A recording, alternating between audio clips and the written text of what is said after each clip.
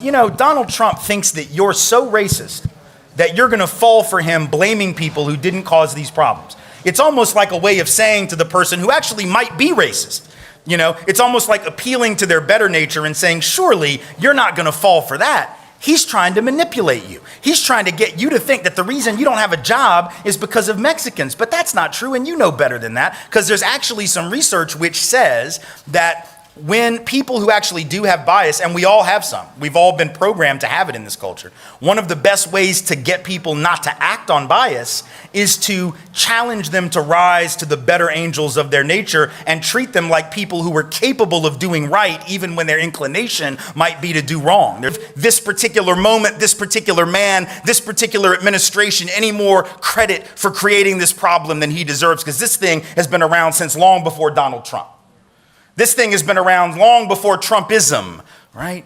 We can't give all the credit there. It's not like Donald Trump thought up some new stuff, right? It's not like Donald Trump created the problem. This is a problem that goes back to the founding of our country. So we'll get to that.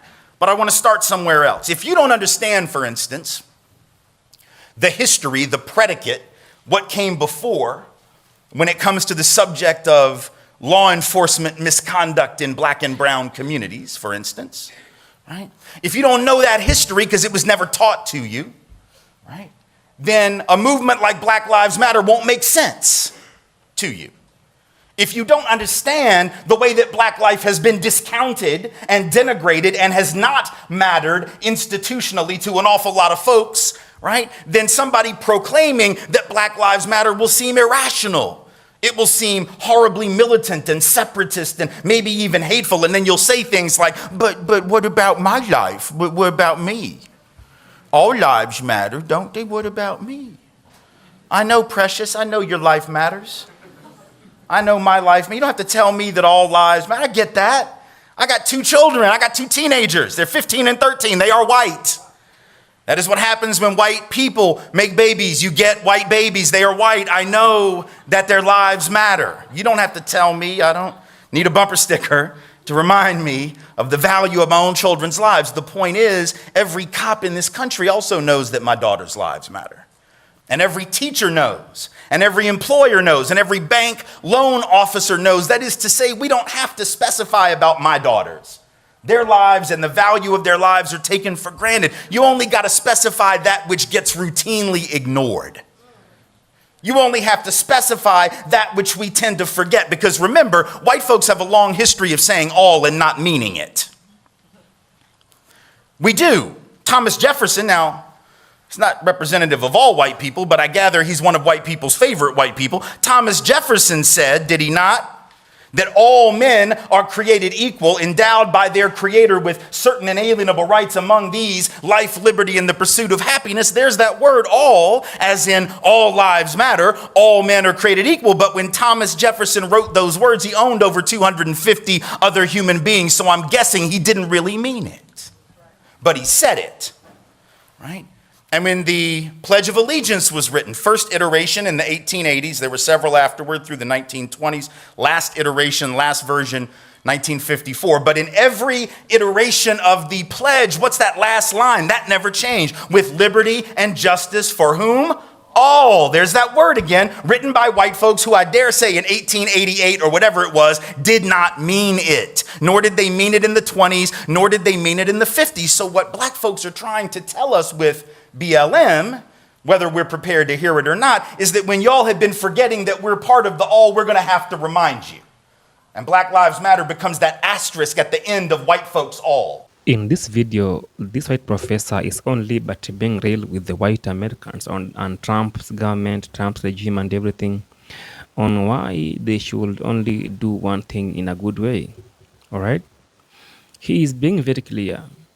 It's not everything you have to blame somebody else. Sometimes you should learn to carry your own cross. Sometimes you should learn to clear your own mess. It is high time that America know one thing. They should learn how to clear their own mess. They should know how to put their own mistake in a good way. All right? Because America white people has to blame black people for something. So it's high time they should stop blaming black Americans and clear their own mess in a good way, in a good faith. Because for how long will they keep on blaming black people? And for how long will they stop thinking about somebody coming to rescue them instead of fighting their own war? For how long will they still be out there blaming black people for things that they did on themselves, on purpose, for a reason? Sometimes or somehow they did these things to hurt black Americans. And yet today they're here speaking about on how they should blame black people on this everything. Even Kamala Harris warned you, Trump was never a good guy to you, for America. Trump was never a good guy for America, but you never had any ear. You never had any time to give them a space to talk. They tried, they exposed, they gave you the reality, they gave you the evidence, but you never believed in them. So it's high time white people should carry their own cross. White American should stop blaming somebody else for their own purposely mistake. It's high time someone has to carry their own cross like Jesus Christ did. Jesus carried our cross, but we are not Jesus Christ. We are human beings. We are like you. We bleed, we breathe, we have only one heart. Not every blame should be a black person to be blamed. Not every crime is being caused by black Americans. Not every issue, not every downfall is being caused by black Americans.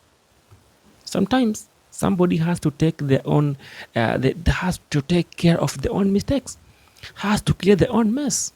And if you messed up, accept and do the right thing. Do the right thing and stop on blaming people that are out here trying to survive their life. I have clips here. Watch them. I will come back with no commentary.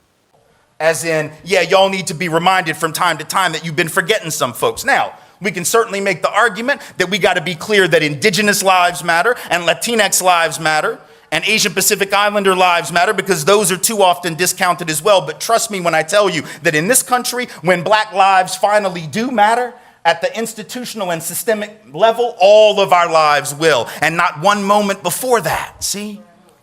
But if you don't know the history of misconduct, nothing I said will make sense to you. Because for a lot of white folks, we have grown up in a society where the police really were the protectors. We just had a different relationship to law enforcement than a lot of people of color have. This isn't about bad cops, good cops, by the way. It's not about, oh, all police are terrible, all police are racist, all police are brutal. It's not about people, it's about systems, right? And law enforcement as a culture has a history of abuse, and every Angelino who is black and brown knows that. Everyone in this greater area who is black and brown knows that. Everybody's been in Pasadena long enough knows that, right? Black folks, for instance, know that modern policing traces directly to slave patrols. That's the first iteration of policing in this country, right? And there's a bright line relationship between that and what came next. Cops were the ones who enforced the slave laws. Cops were the ones who enforced segregation. Cops were the ones who collaborated with riots in black neighborhoods, burning them to the ground in the 20s and 30s. Cops were the ones who collaborated with military uniformed officers in Los Angeles in 43 during the Zoot Suit riots when they rampaged in Chicano neighborhoods. And Chicano folks in this area know that history. A lot of white folks weren't taught it. And you can't know what you weren't taught, and you can't teach what you don't know. So I'm not saying you ought to feel bad for not knowing it. I'm just saying when you don't know some stuff, you miss some stuff. When you have the luxury of being oblivious to that history, you miss some stuff. People of color don't have the same luxury. They know that it was cops that pulled protesters off of the stools during the sit-ins in the South where I'm from. That wasn't done by random folk off the street. That was cops with guns and badges and the power of the state. See, here's the problem. Whether you're a good person or a bad person and you become a police officer, I think most people who become cops, most people who become teachers, most people who become whatever they become are good people. I think most people are good folks, just in general. I think most people don't wake up wanting to hurt other people, but here's the problem.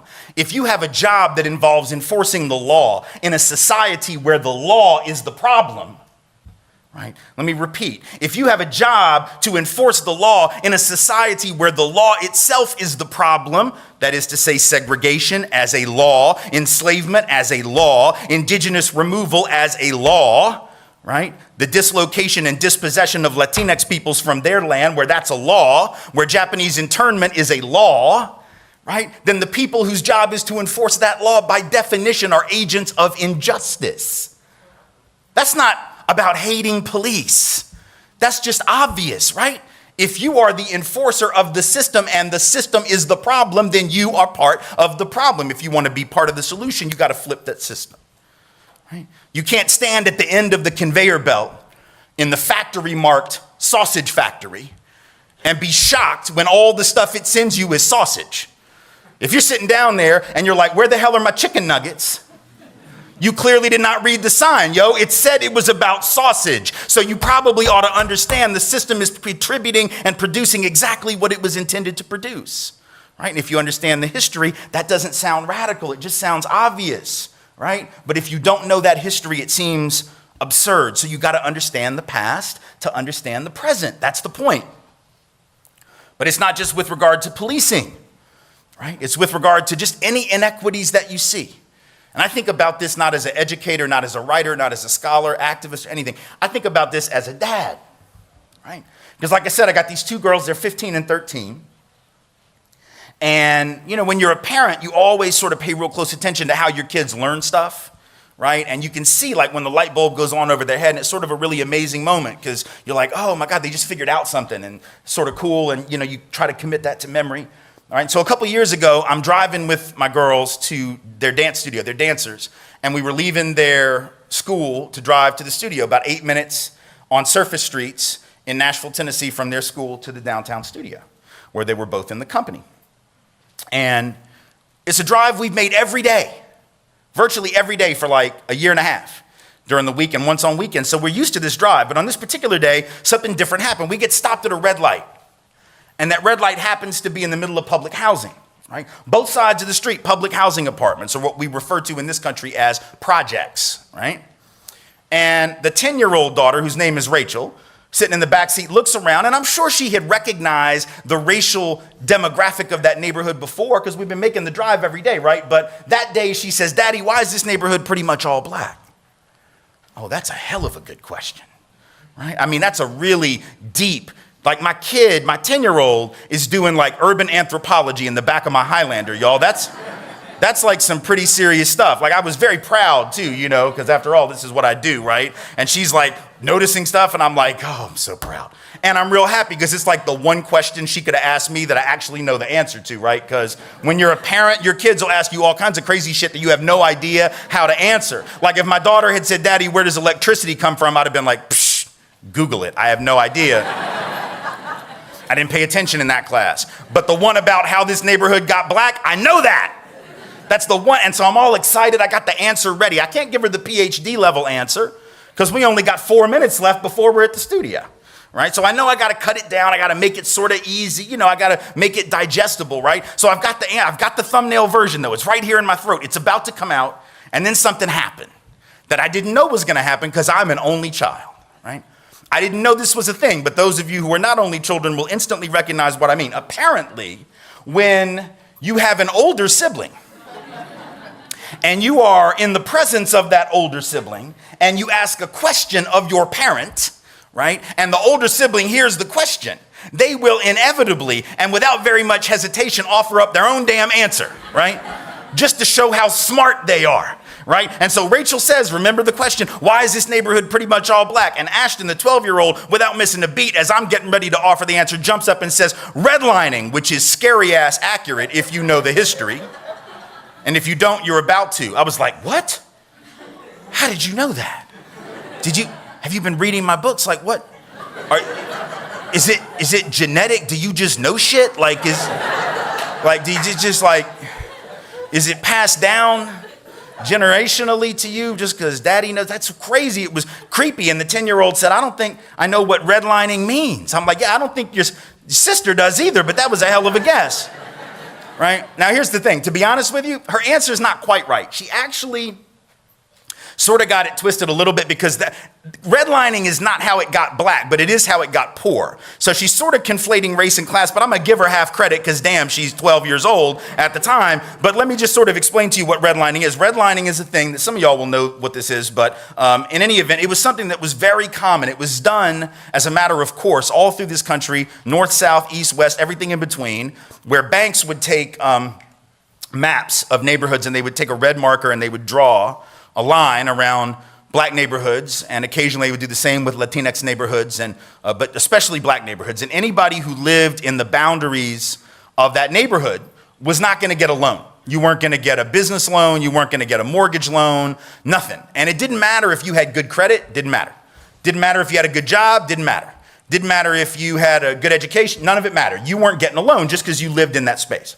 And this was done generation in and generation out as a formal and totally legal above board practice until 1968 when the Fair Housing Act was passed. But even after that, the research tells us it continued indirectly, sort of informally, secretly. The research today says we probably got 3 to 4 million cases of housing discrimination against people of color every year based on race. About half of those are in the mortgage market. The other half are in the rental market. So in other words, it's still happening.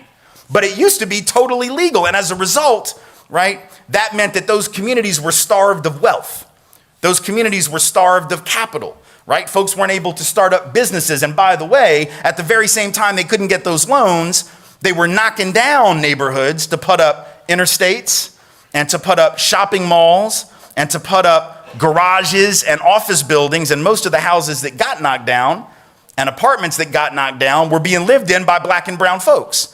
20% of all African-American housing in the country was knocked to the ground between 1950 and 1969 to make way for economic progress, highways, etc. Right? So people of color were being denied capital, and the stuff they already had was being flattened by bulldozers. Right? So that's how those neighborhoods became poor. But how did they actually become black, or black and brown combined, folks of color? Well, that happened for a couple of reasons that are really important to know. First of all, most people don't know this history, but like Baldwin said, if you don't understand it, right, then you're not going to understand what you see. That's the effect of what he was saying in that quote I started with. What happens is the public housing that we were looking at right there in Nashville, and this is true public housing nationwide, that was created not for people of color. Most people don't know this history, but you need to. Public housing was created for white folks. Right? For the first couple of years, it was very hard in most parts of the country for people of color to even get access to publicly subsidized housing. It was created for poor white folks to give them an opportunity, a leg up to come into the so-called middle class. But at the very same time that the government creates those public interventions in the housing market for white people, they also created some other programs that were sort of duplications of that, but even better. They create the FHA loan program, the VA loan program, later on the GI Bill program. In theory, these were open to everybody, but in practice, virtually all the benefits went to white folks because the criteria to qualify for these loans, which were government guaranteed loans without which you could not have gotten a house in the 30s, 40s, and 50s. Virtually all the benefits went to whites because the underwriting criteria, the lending criteria, essentially excluded almost all people of color, with just a few exceptions. So in other words, the neighborhoods became racially identifiable because certain folks were able to hustle it out to the suburbs using those loans, right? Leaving the ones who couldn't get the loans in the city. And then you couldn't get a loan in the city because of redlining and other forms of discrimination. So these neighborhoods become white, these become black and brown, these become middle class to affluent, these become poor, not because of anything having to do with the people that live there, but having to do with the decisions made by people who most definitely do not live there, right? Now, I get to the end of that story and we're at the studio. I drop the kids off and I'm wondering, God, I hope they got it, you know? They seem to. They're nodding. They're, oh, yeah, okay. They seem to understand, yeah? And as I'm driving away, I think to myself, that's a really important story because what if my kids ask me that and I don't know the answer? What if your kids ask you and you don't? What if a child asks a teacher in a classroom and they don't because they were never taught it? Because were any of us really taught in K-12 about that process of racial discrimination? I wasn't. I wasn't taught in AP history, and hell, that's the history for smart people. That's what they tell you. That's the history where you can supposedly handle anything. Apparently not that, though. You can't handle that. So they don't tell you that, right? And if I don't know the answer, do you think my kid stops wondering about the question? No, see, my 10-year-old who wanted to know why the neighborhood looked the way it did, right, is going to keep wondering. But if she asks and I'm like, oh, I don't know, she's going to keep wondering, what do you think her conclusion is going to be? Because she's going to come to her own conclusion. And you know what that conclusion is going to be. The only one it can be in this culture. It's the conclusion that this society has already handed her on a silver platter. What is it? You know, because it's the conclusion that comes from the fundamental guiding ideology of our country, the thing that we've all been taught, the thing that we've all been exposed to, the secular gospel of America, the creation myth of America, Genesis 1:1 of America. And you know what it is. The Genesis 1:1 of this country is what? Wherever you end up is all about you, right? Because if you just worked hard, you'd have made it. If you didn't make it, there's something wrong with you. You should have worked harder. The notion of rugged individualism, right? That's the fundamental building block of our country. But if you're taught that, and then you look around and you see this level of inequality and you don't know the backstory of how we got that inequality, then you end up defaulting to the idea that these people are down here living like this because there's something wrong with them. And these people over here are up here living like this because they're superior. In other words, racism becomes almost rational unless you question that ideology. Just like sexism does. Right? Because if you look around and you see men disproportionately on the hierarchy, right, and you see women disproportionately below them on that hierarchy, then it becomes almost logical for people, even women, to internalize a belief that they don't have the same capacity as men.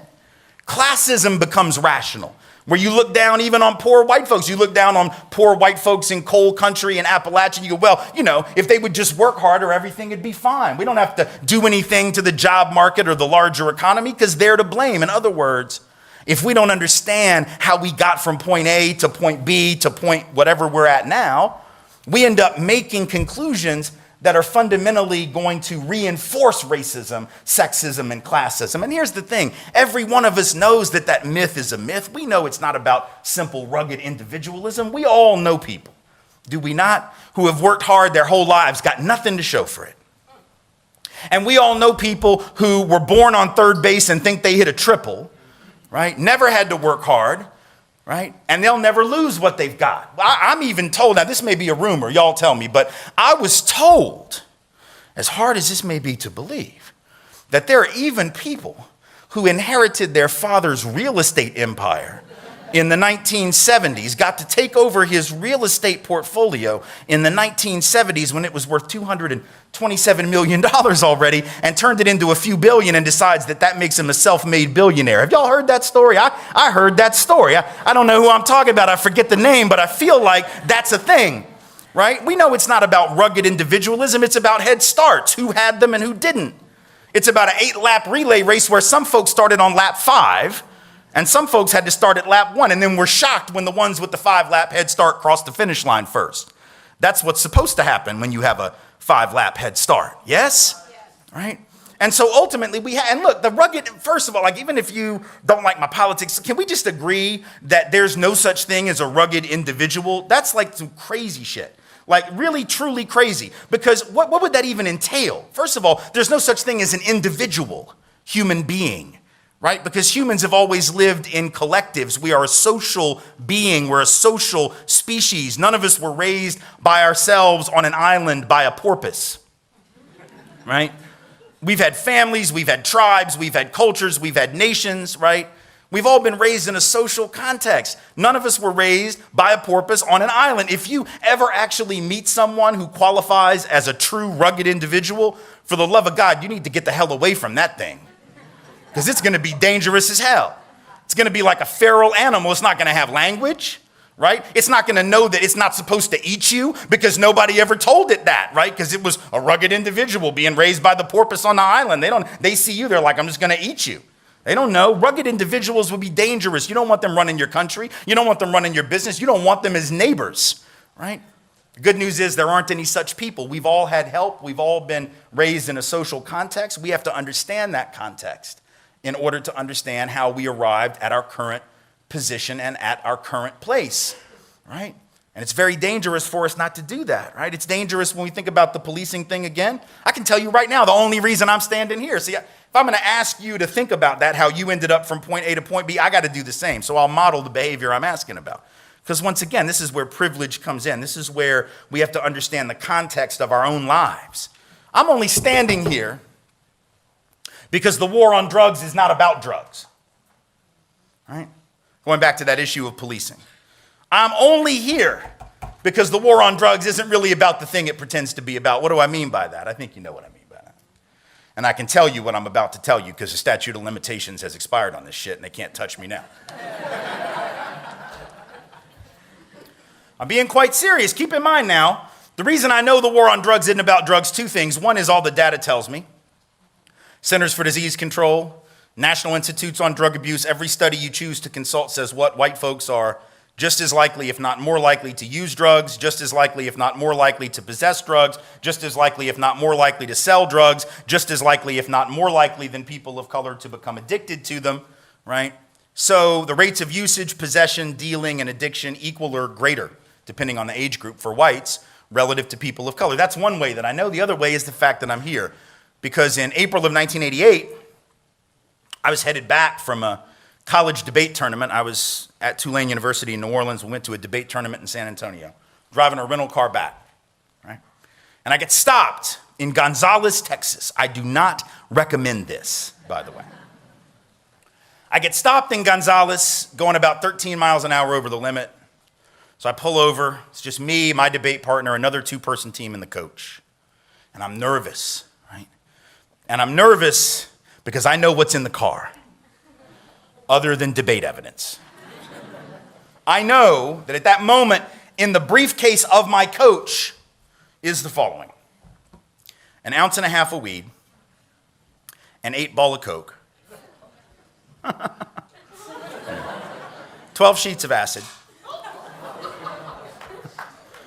Yeah, Google it, and 14 hits of X. Now, not bragging, by the way, and I'm not encouraging this behavior. Yeah, I'm not. I'm just asking you a fundamental question. You know what the question's going to be, but I got to keep setting this thing up. Now, for those who are not drug users, either now or at any point, that is not for personal consumption, as you can probably imagine. That would kill anyone who tried to do all that. So that was my coach. He was a dealer on the debate circuit. He would deal to other coaches. He would deal to debaters, right? So I get pulled over, and I know that's in there. And I'm nervous as hell because he comes to the door with that flashlight, right? Puts it in the face, and he's like, I need to see your license. I'm like, of course. I'm looking for it. I'm looking for the damn thing. It's a wallet. It's got like 4 places it could be. Can't find the damn thing. And it seemed like it took 30 minutes. It was probably 20 seconds. But it seemed like it was a half an hour. I'm sweating, right? My eyes are getting big. I'm sweating crazy, just profusely. The air's on, doesn't matter. Sweating, right? And I just know that this is not going to go well. He says, would you like to come back and sit in the cruiser where the light's better? I'm like, okay. I go back there. He's right, man. The light is way better in the police car. So I'm looking for it. Right? And finally, I turn over this one little, flap where you put pictures and credit cards and stuff. And there's my fake ID. I got that. He sees it. He goes, isn't that it? I'm like, no. That's something else. I don't know. That's like a craft project. I don't know what the hell that is. I don't know. Even though it said driver's license right on the damn top. And he saw it, and he's like, are you sure? And he starts to reach for it. And just as he starts to reach for it, now keep in mind, just the license alone is a misdemeanor offense, $500 fine, up to 60 days.